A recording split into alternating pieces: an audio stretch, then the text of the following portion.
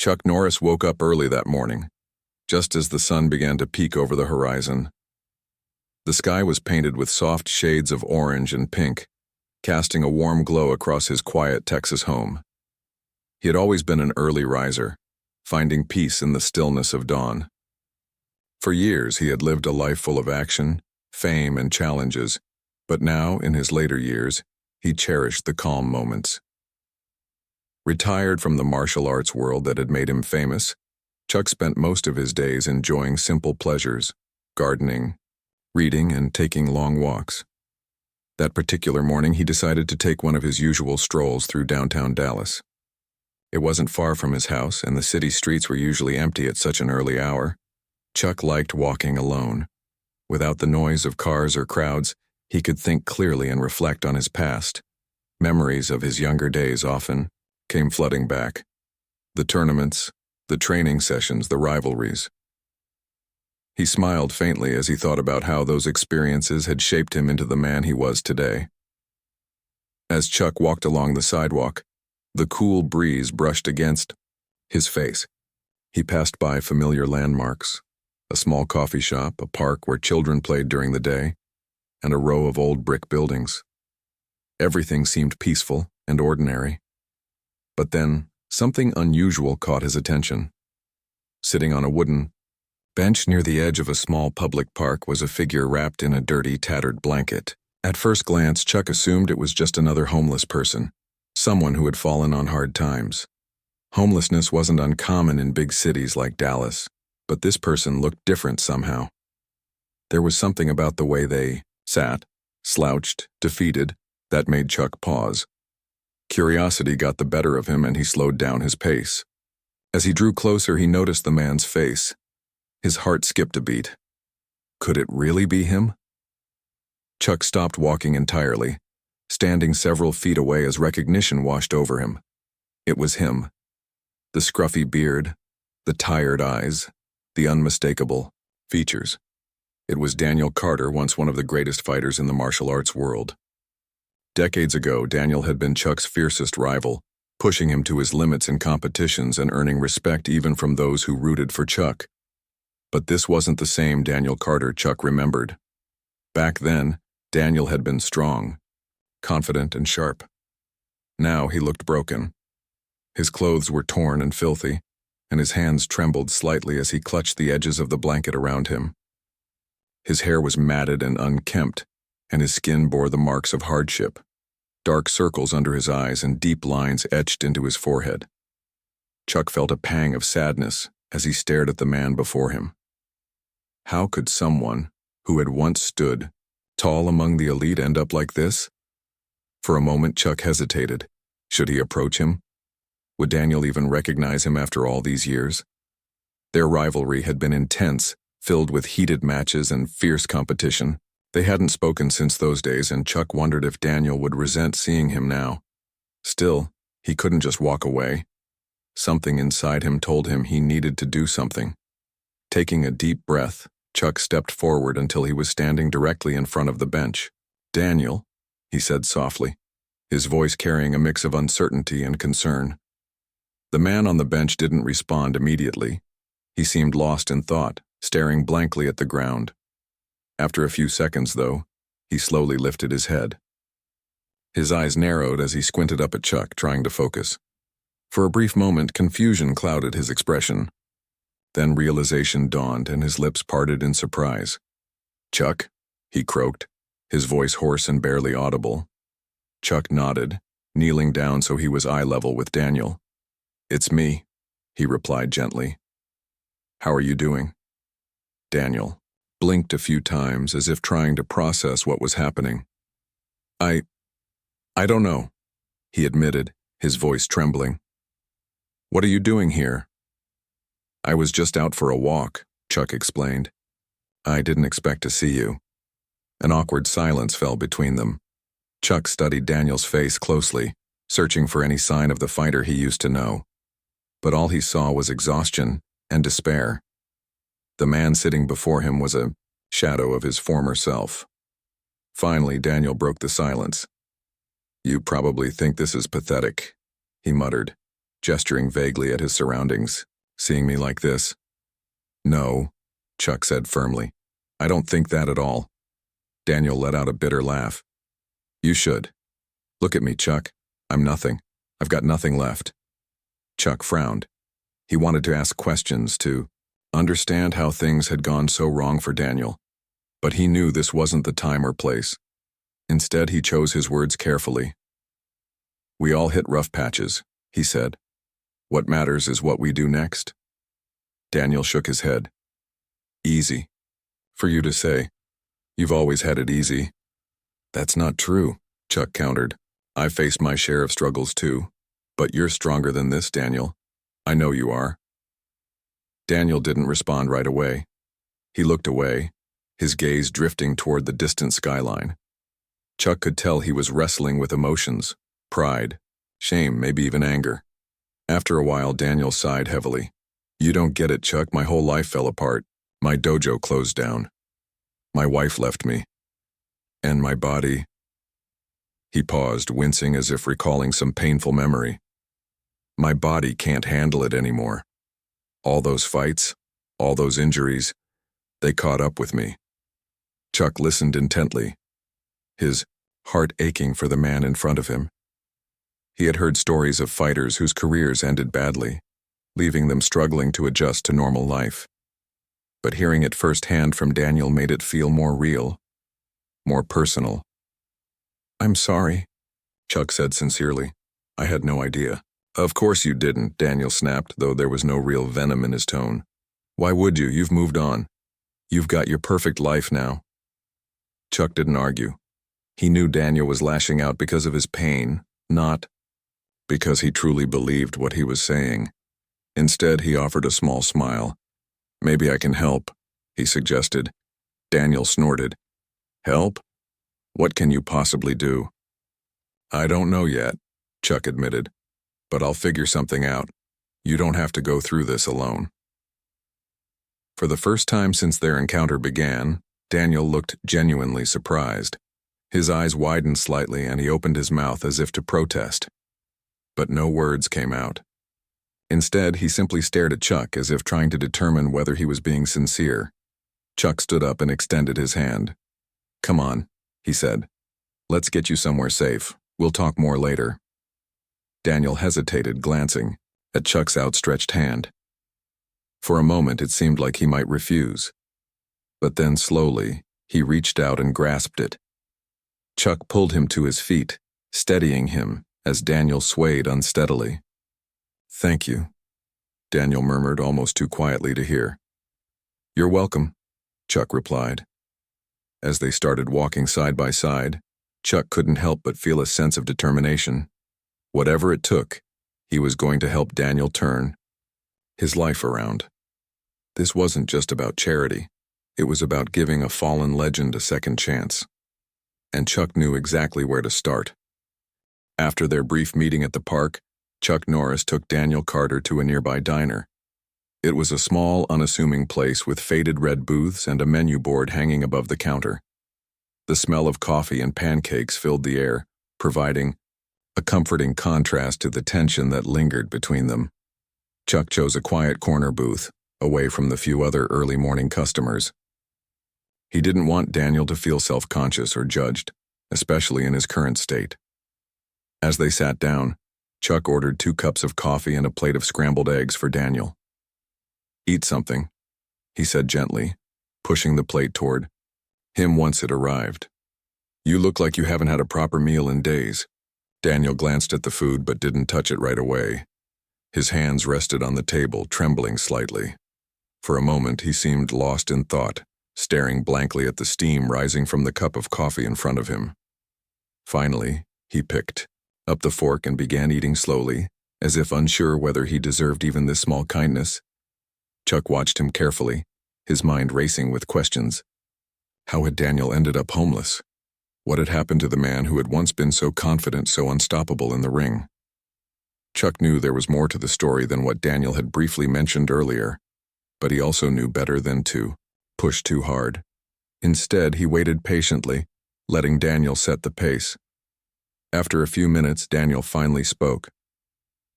I guess you're wondering how I got here, he said, his voice low and rough. It's not exactly a happy story. I'm listening, Chuck replied simply. Whenever you're ready. Daniel sighed and leaned back in the booth, his eyes fixed on the table. It started with the injuries, he began. You know how it is. Years of fighting take their toll. By the time I hit my 40s, my body was falling apart.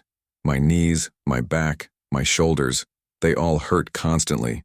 I couldn't train anymore, not like I used to. And without training, I couldn't compete. Chuck nodded. He understood the physical toll of martial arts all too well. Even though he had retired years ago, he still felt occasional aches and pains from old injuries. That must have been tough, he said, losing something you love so much. It was worse than tough, Daniel admitted. It broke me. Fighting wasn't just my career, it was my identity. Without it, I didn't know who I was anymore. I tried opening a dojo teaching kids and young fighters. At first it worked, people respected me, looked up to me, but then his voice trailed off and he looked away, his jaw tightening. Then what? Chuck prompted softly. Then everything fell apart, Daniel continued, his tone bitter. The business failed. Rent went up, enrollment dropped, and I couldn't keep up with the bills. I had to sell the dojo, and when that wasn't enough, I lost my house too. My wife, she couldn't handle it. She said I was dragging her down, that I wasn't the same man she married. So she left, took our daughter with her. He paused, swallowing hard. After that, I just gave up. I stopped caring about anything. I bounced around from one cheap motel to another, picking up odd jobs when I could, but nothing stuck. Eventually, I ran out of options. Now, he gestured vaguely at himself, his clothes dirty and torn. This is where I am. Chuck listened silently, his expression unreadable. Inside, however, he felt a mix of emotions. Sadness for Daniel's struggles, anger at the circumstances that had brought him so low, and guilt for not realizing sooner how bad things had gotten for his former rival. I'm sorry, he said finally. I wish I'd known. Daniel shrugged. Why would you? We weren't exactly friends back then. Hell, we barely tolerated each other. That's true, Chuck admitted. But that doesn't mean I wanted to see you like this. No one deserves to live like this. Daniel chuckled dryly. Tell that to the world. Everyone's too busy looking out for themselves to care about guys like me. Chuck frowned. Not everyone, he corrected. Some people still care. I care. For the first time since they'd met that morning, Daniel looked directly at Chuck. There was skepticism in his eyes, but also a flicker of hope, a tiny spark that hadn't been extinguished yet. Why? He asked bluntly. Why do you care? After everything? Chuck hesitated, choosing his words carefully. Because I've been there, he said. Not exactly where you are now, but close enough. I know what it's like to feel lost, to wonder if you'll ever find your way again. And I know how easy it is to let pride get in the way of asking for help. But sometimes you need someone to step in and remind you that it's okay to lean on others. Daniel stared at him, searching his face for any sign of insincerity. When he found none. He looked down at his coffee cup again. What are you going to do? He asked quietly. Take me home with you? Fix my life overnight? No, Chuck said firmly. I can't fix your life for you. Only you can do that. But I can give you a chance to start over. A roof over your head, some stability, maybe even a purpose again. That's all I'm offering. And what do you get out of it? Daniel challenged. A pat on the back? Something to make you feel good about yourself? Chuck shook his head. Nothing, he replied. This isn't about me. It's about doing the right thing. You were one of the best fighters I ever faced, Daniel. You had skill, determination, heart. Those things don't just disappear because life knocks you down. They're still inside you waiting to come back out. I want to help you find them again. Daniel didn't respond right away. He sipped his coffee, his brow furrowed in thought. Chuck could tell he was weighing his options, trying to decide whether to trust him. Finally, he set the cup down and met Chuck's gaze. Okay, he said. his voice barely above a whisper. Okay, I'll try. Relief washed over Chuck's face. He hadn't realized how tense he'd been until that moment. Good, he said. We'll take it one step at a time. First, we'll get you cleaned up and settled somewhere safe. Then we'll figure out the rest. Over the next hour, they talked more about practical steps. Chuck explained that he had connections in the community, friends who could provide temporary housing, medical care, and counseling. He assured Daniel that he wouldn't be alone in this process. You won't have to face it by yourself, he promised. I'll be here every step of the way. By the time they left the diner, the sun was higher in the sky, casting golden light across the city streets. Daniel walked beside Chuck, his shoulders slightly less slouched than before. Though he still carried the weight of his past, there was a glimmer of hope in his eyes, a fragile but undeniable sense that maybe, just maybe, things could get better. As they headed toward Chuck's car, Daniel stopped suddenly and turned to face him. Thank you, he said, his voice thick with emotion, for giving me another shot. Chuck smiled warmly. You're welcome, he replied. And remember, this isn't charity. It's an opportunity. Don't waste it. Daniel nodded, determination flickering in his expression. I won't, he vowed. Not this time. With that, they got into the car and drove off, leaving behind the park bench where their unexpected reunion had begun. Neither of them knew exactly what lay ahead, but both felt a renewed sense of purpose. For Chuck, it was the chance to make a difference in someone's life. For Daniel, it was the possibility of reclaiming the person he once was and becoming someone even stronger. The drive from the diner to Chuck Norris's house was quiet. Daniel sat in the passenger seat, staring out the window as the city streets gave way to suburban neighborhoods and eventually the open countryside surrounding Chuck's home. He didn't say much, but his mind was racing. The idea of starting over felt overwhelming, like standing at the edge of a cliff and trying to decide whether to jump. On one hand, he wanted to believe that Chuck's offer could change his life. On the other, he couldn't shake the fear that he might fail again, that he wasn't strong enough to pull himself out of the hole he'd fallen into. Chuck glanced at Daniel occasionally, noticing the tension in his posture. You doing okay? He asked after a while. Daniel shrugged. I guess, he replied, his voice flat. It's just a lot to take in. I get it, Chuck said. Change is scary, especially when you've been through what you have. But we're not rushing into anything. One step at a time, remember? Daniel nodded, though he still looked unsure. They drove the rest of the way in silence, the hum of the engine filling the space between them. When they arrived at Chuck's ranch-style home, Daniel stepped out of the car and looked around. The property was peaceful, with rolling fields stretching out in every direction. A barn stood off to one side, and a small garden filled with vegetables and flowers bordered the front porch. It was a far cry from the cramped motel rooms and dirty alleyways Daniel had grown accustomed to. For the first time in years, he felt a sense of calm. Not happiness exactly, but something close to it. Welcome, Chuck said, gesturing toward the house. Make yourself at home. Inside, the house was cozy and welcoming. The furniture was simple but comfortable, and photographs of Chuck's family and career lined the walls. Daniel lingered by the doorway, hesitant to intrude. This place is nice, he said awkwardly. Thanks, Chuck replied. It's nothing fancy, but it suits me. Come on, let's get you settled. He led Daniel to a spare bedroom at the end of the hallway. The room was modest, a bed, a dresser, and a chair, but clean and inviting. Fresh linens were all ready, laid out on the mattress, and a stack of folded clothes sat on the dresser. These should fit you for now, Chuck explained. We can go shopping later if you need anything else. Daniel stared at the setup, his throat tightening. No one had done anything like this for him in years, maybe ever. You didn't have to do all this, he muttered. Yes, I did, Chuck said firmly. Everyone deserves a chance to start fresh. Now why don't you take a shower and change? There are towels in the bathroom. I'll make us some lunch while you clean up. Daniel hesitated, then nodded. Okay, he said softly. Thanks. As the water ran in the shower, Daniel caught a glimpse of himself in the mirror. The reflection, staring back at him, was almost unrecognizable. Gaunt cheeks, sunken eyes, a beard that hadn't been trimmed in months. He turned away, unable to look at himself any longer. But as the warm water washed over him, he began to feel a little more human.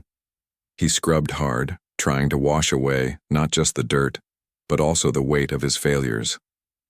By the time he stepped out of the bathroom wrapped in a towel, he felt lighter, not completely renewed, but closer than he had in years.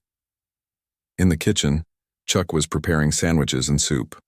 He glanced up as Daniel entered, now wearing the clean clothes Chuck had provided. "Feel better?" he asked. "A little," Daniel admitted. He hesitated before adding, "It's strange, being here, feeling normal again." "It doesn't have to be strange," Chuck said. "Normal is good. You deserve it." They ate lunch together, talking about lighter topics this time: books, movies, memories of their younger days. Chuck shared funny stories from his acting career, making Daniel laugh for the first time in what felt like forever. It was a small moment, but it mattered. Slowly, the walls Daniel had built around himself started to come down.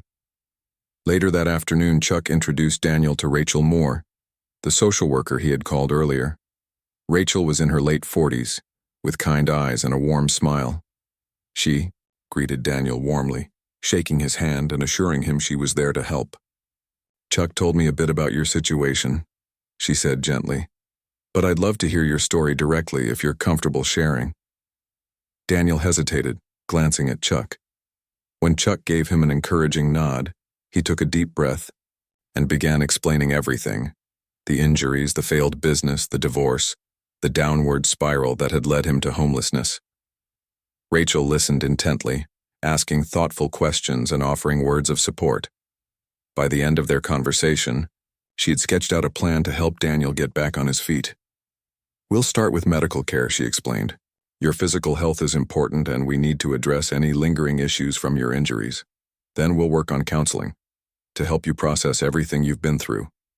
After that, we can focus on finding stable housing and employment." Daniel nodded slowly, feeling a mix of relief and apprehension. "That sounds good," he said, "but I don't want to rely on handouts." "This isn't charity," Rachel assured him. "Think of it as rebuilding. You're investing in yourself, Daniel, and trust me, you're worth it."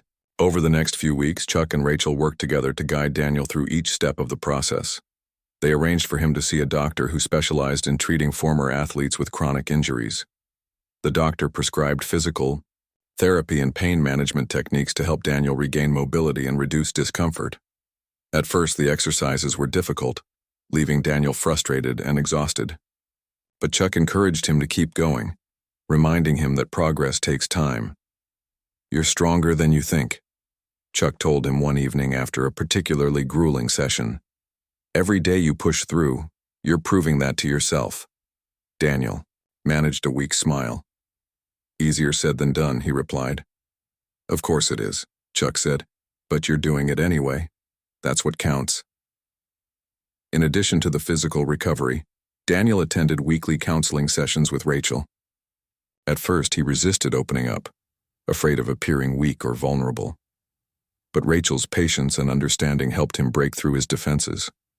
He talked about the shame he felt over losing his dojo, the guilt of letting his family down, and the anger he harbored toward himself for allowing things to spiral so far out of control.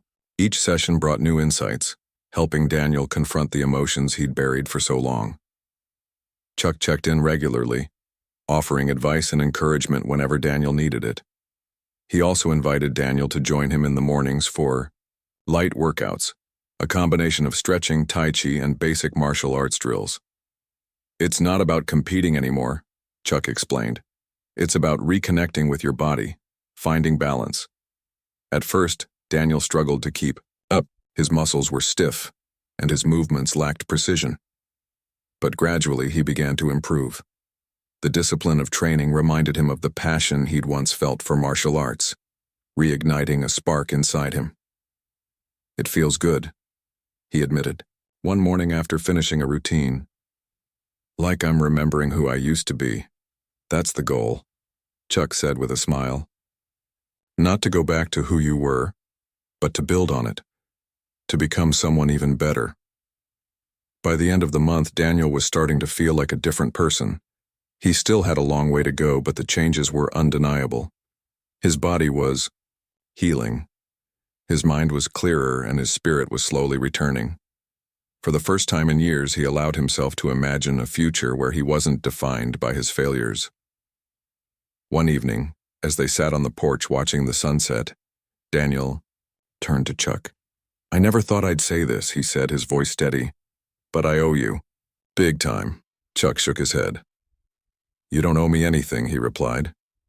"You're the one doing the hard work. All I did was give you a push." Daniel smiled faintly. "Still, thank you. I won't forget this." Chuck clapped him on the shoulder. "Just promise me one thing," he said. "Keep moving forward. No matter what happens, don't stop fighting for yourself." "I won't," Daniel vowed. "Not this time." As the sky darkened and the stars began to appear, Daniel felt a sense of peace settle over him. The road ahead wouldn't be easy, but for the first time in a long time he believed he could handle it. With Chuck's guidance and his own determination, he was ready to face whatever came next. Months passed and Daniel Carter's transformation continued. Each day brought new challenges, but also small victories that added up to something greater. The physical therapy sessions helped him regain strength in his legs and back, allowing him to move with more ease than he had in years. His counselor, Rachel Moore, guided him through the emotional scars of his past, teaching him how to let go of guilt and anger. And Chuck Norris remained a constant source of support, offering encouragement when Daniel doubted himself and reminding him why it was worth pushing through the hard days. One morning, as Daniel practiced Tai Chi under the shade of an oak tree on Chuck's property, he felt a sense of calm he hadn't experienced in decades. The movements were slow and deliberate, each step flowing into the next like water. It wasn't about speed or power anymore. It was about balance, control, and focus. As he exhaled deeply, lowering himself into a crouched stance, he realized how much he had changed since that first day at the park. Back then, he had been broken, defeated, unsure if he even wanted to try again. Now he was beginning to see glimpses of the man he used to be, not just physically but mentally and emotionally too. Chuck watched from a distance, leaning against the porch railing with a satisfied smile. He didn't interrupt Daniel's practice. Instead, he gave him space to explore the movements on his own. When Daniel finally finished, wiping sweat from his forehead, Chuck approached him. "Not bad," he said approvingly. "You're getting smoother." "Thanks," Daniel replied, still catching his breath. "I think I'm starting to understand what you mean about balance. It's not just about the body, it's about the mind too." "That's right," Chuck agreed. "Martial arts isn't just fighting, it's a way of life. Discipline, patience, respect, all those things matter more than punches and kicks." Daniel nodded thoughtfully. "I forgot that for a while. I got so caught up in winning and proving myself that I lost sight of why I started in the first place." "Well, you're finding your way back," Chuck said, "and I've got an idea that might help you take the next step." "Oh yeah?" Daniel asked, raising an eyebrow. "What's that?" Chuck gestured toward the barn nearby. "Come on, I'll show you." Curious, Daniel followed Chuck across the yard. Inside the barn, Chuck had set up a makeshift training area. Mats on the floor, punching bags hanging from the ceiling, and shelves lined with books and equipment. But what caught Daniel's attention most was the group of young people gathered there, chatting and stretching. They looked to be in their teens and early 20s, dressed in workout clothes and eager expressions. "This is my community outreach program," Chuck explained. "Once a week I invite local kids and young adults to train here. Some of them are interested in martial arts, others just need a place to channel their energy. Either way, they're learning discipline, teamwork, and self-respect." Daniel scanned the room, taking in the scene. A few of the younger ones waved shyly at him, while others whispered excitedly among themselves. Clearly, they recognized him, or at least knew who he was. "Why are you showing me this?" he asked. "Because I want you to join us, Chuck." replied simply. Teach these kids what you know, share your experience. It'll give you purpose and maybe remind you of why you fell in love with martial arts in the first place. Daniel hesitated, uncertainty flickering in his eyes. I don't know, Chuck. I haven't taught anyone in years. What if I mess it up? What if they don't listen to me? They will, Chuck assured him. You've got more knowledge in your pinky finger than most of these kids could hope to learn in a lifetime. Besides, teaching isn't about being perfect, it's about connecting. You'll figure it out. For a moment, Daniel didn't respond. He glanced around the barn again, watching as the students began warming up under Chuck's guidance. There was laughter, camaraderie, and a shared sense of excitement in the air. It reminded him of his own dojo back when it was thriving, the joy of passing on skills, the pride of seeing someone improve. He missed that feeling. Okay, he said finally. I'll give it a shot. Chuck grinned. That's the spirit. Let's get started. Over the next few weeks, Daniel threw himself into teaching. At first, he stuck close to Chuck, observing how he interacted with the students and handled different personalities. Gradually, though, he grew more confident, stepping up to lead drills and demonstrations. To his surprise, the kids responded well to him. They respected his experience and appreciated his honesty. When one teenager complained about struggling with a particular technique, Daniel knelt beside him and said, "Trust me, I've been there. Frustration is part of the process. Keep at it, and you'll break through." As the classes went on, Daniel found himself looking forward to them. Teaching gave him a sense of accomplishment he hadn't felt in years. More importantly, it reminded him of the values that had once driven him: perseverance, humility, and the belief that everyone has potential if given the chance. Watching the students grow stronger and more confident inspired him to keep pushing himself too. Word of Daniel's involvement in Chuck's program spread quickly throughout the martial arts community. Former colleagues and rivals alike reached out to express their support, many of whom hadn't heard from Daniel in years. Some sent messages of encouragement, while others offered to contribute resources or advice. One former competitor, Alex Rivera, even called to say, "If you ever need anything, let me know. It's good to see you back in action." The positive response surprised Daniel. He had assumed people would judge him for his fall from grace, but instead, they seemed genuinely happy to see him rebuilding his life. "I guess we're all rooting for each other," Chuck remarked when Daniel mentioned it. "Even if we act tough on the outside, deep down, we care." By the end of the third month, Daniel was ready to take another big step. With Chuck's help, he applied for funding to start his own martial arts initiative, a free program aimed at helping disadvantaged youth gain confidence and skills. The application process was daunting, requiring detailed plans and financial projections, but Chuck and Rachel worked alongside him every step of the way. "This is your vision," Chuck told him. "We're just here to support it." When the grant approval came through, Daniel couldn't believe it. Standing in Chuck's kitchen, holding the letter and shaking hands, he felt tears welling up in his eyes. "I did it," he whispered. "I actually did it." "You sure did," Chuck said, clapping him on the shoulder. "Congratulations, Daniel. You earned this." With the funding secured, Daniel rented a small studio space in downtown Dallas and began setting up his program. He named it Rising Phoenix Martial Arts, symbolizing resilience and renewal. Flyers went up around the neighborhood, inviting kids aged 8 to 18 to sign up for free lessons. On opening day, Daniel stood nervously outside the studio, waiting to greet his first group of students. Chuck showed up unexpectedly, bringing coffee and words of encouragement. "You've got this," he said. "These kids are lucky to have you." As the hours passed, the studio filled with eager faces. Parents thanked Daniel for providing a safe and structured environment for their children. The kids themselves were full of energy, ready to learn and challenge themselves. By the end of the day, Daniel was exhausted, but happier than he'd been in years. That night, as he drove home, he reflected on how far he'd come.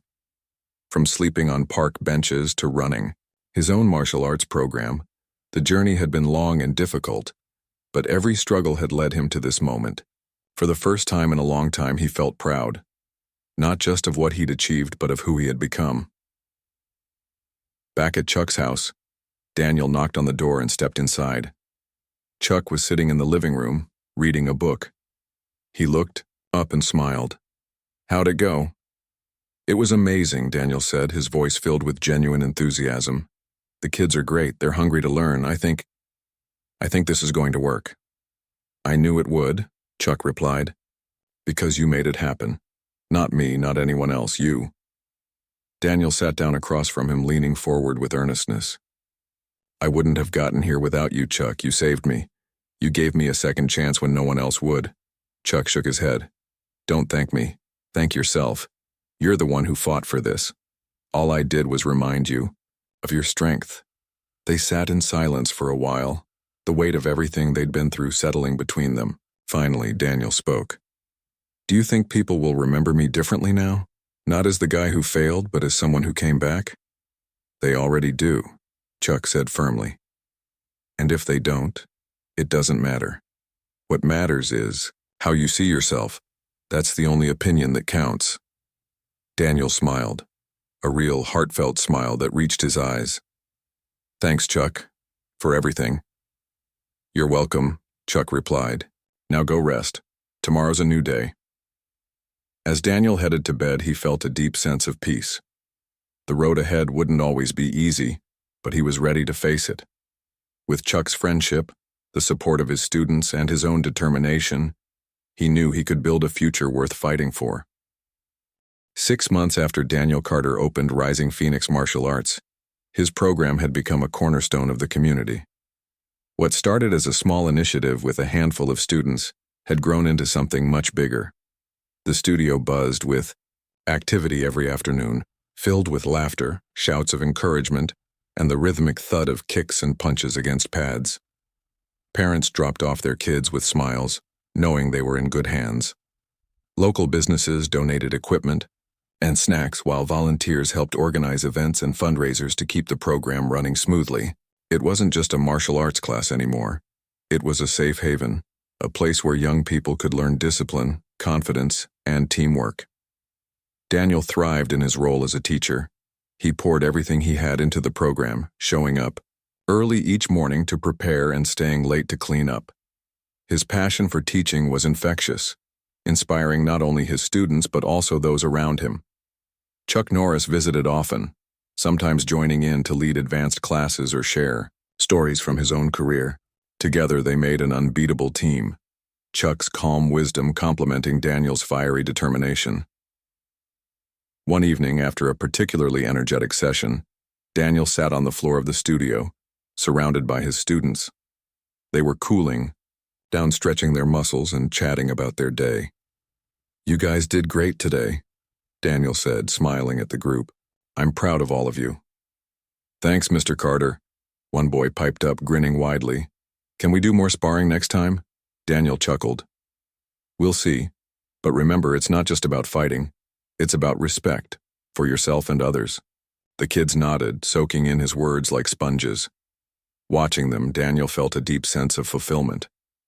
These children looked up to him, trusted him to guide them. He knew how much that meant because he'd once been in their shoes, dreaming of greatness and searching for direction. Now he was the one providing it. As the students packed up and headed home, Daniel stayed behind to tidy up. He straightened mats, wiped down mirrors, and organized gear. It was quiet now, the kind of silence that let him think. Lately, his thoughts had been turning toward the future. The program was thriving, but he wanted to do more. He envisioned expanding Rising Phoenix to other neighborhoods, reaching even more kids who needed support. Maybe someday, he thought, it could grow into a nationwide movement. His phone buzzed, breaking the silence. It was a text from Chuck. "Big news tomorrow. Be ready." Daniel frowned, puzzled. "Big news?" He texted back, "What's going on?" Chuck replied cryptically, "Just trust me." The next morning, Daniel arrived at the studio to find Chuck waiting outside, along with Rachel Moore and several other familiar faces from the martial arts world. There were former competitors, trainers, and even journalists holding microphones and cameras. Daniel froze, unsure what to make of the scene. "What's all this?" he asked, glancing at Chuck. "You'll see. Chuck said, smirking. Come on. He led Daniel inside, where the studio had been transformed. Streamers hung from the ceiling, balloons lined the walls, and a large banner read, "Congratulations, Daniel Carter." In the center of the room stood a podium, flanked by chairs filled with guests. Among them were some of Daniel's old friends and colleagues, people he hadn't seen in years. Their presence alone left him speechless. "What is this?" Daniel whispered to Chuck as they stepped closer. "It's a celebration," Chuck explained. "For you, for everything you've accomplished." Before Daniel could respond, someone tapped the microphone, signaling the start of the event.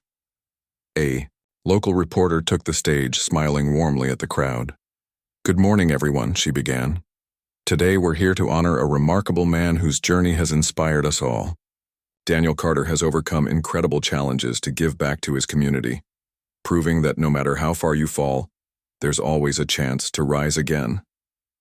Applause erupted, leaving Daniel stunned. He glanced around the room, meeting the eyes of those who had come to celebrate him.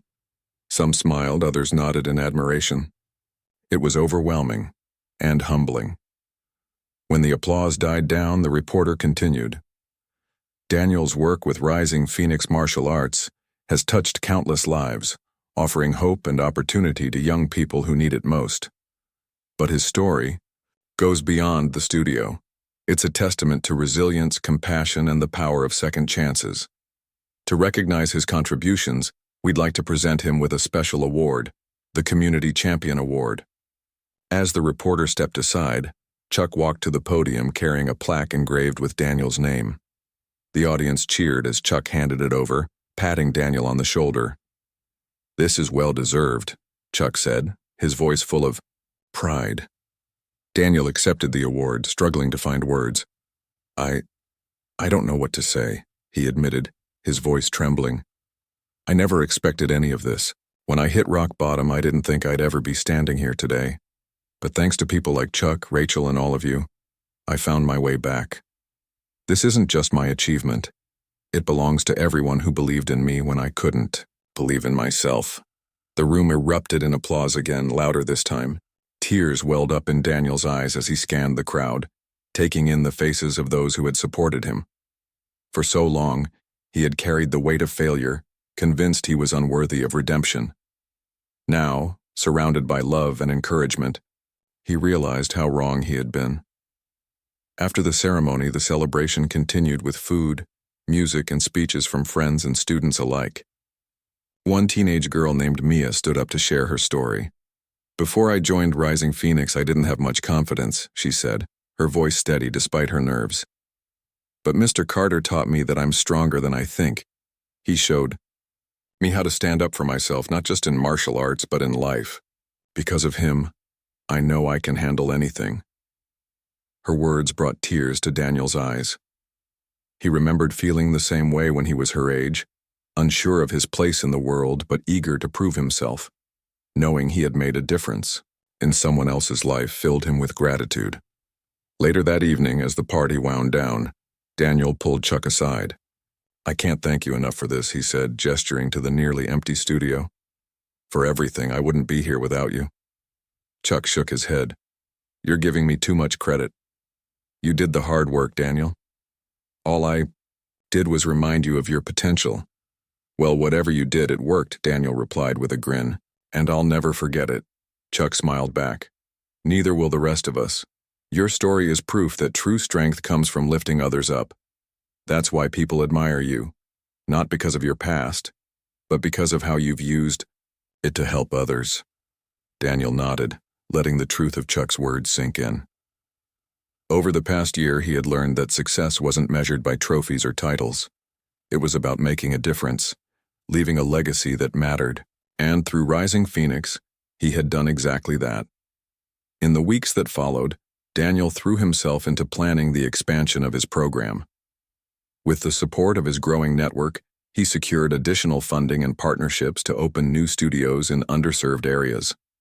Each location became a beacon of hope, offering free classes and mentorship to kids who needed it most. News of his efforts spread, earning him recognition not just locally but nationally. At one point, A journalist asked him during an interview, "What advice would you give to someone who feels like they've lost everything?" Daniel thought for a moment before answering. "I'd tell them to take it one step at a time. Don't focus on the big picture right away. Just focus on getting through today. And don't be afraid to ask for help. We're stronger together than we are alone." His words resonated with readers across the country, sparking conversations about resilience and community. People began sharing their own stories of overcoming adversity, inspired by Daniel's example. Even critics of martial arts praised his commitment to using his skills for good. As the years went by, Daniel's impact only grew. Rising Phoenix expanded into multiple states, touching thousands of lives. Former students returned as instructors, carrying forward the values they had learned. Daniel remained at the heart of it all, guiding the program with the same passion and dedication that had driven him from the beginning. Looking back on his journey, Daniel often reflected on how far he had come. From the park bench where he had met Chuck Norris to the thriving network of studios he now led, his life had taken a path he never could have imagined. But through it all, one thing remained constant: the belief that everyone deserves a second chance, and that the greatest victories are those that lift others up.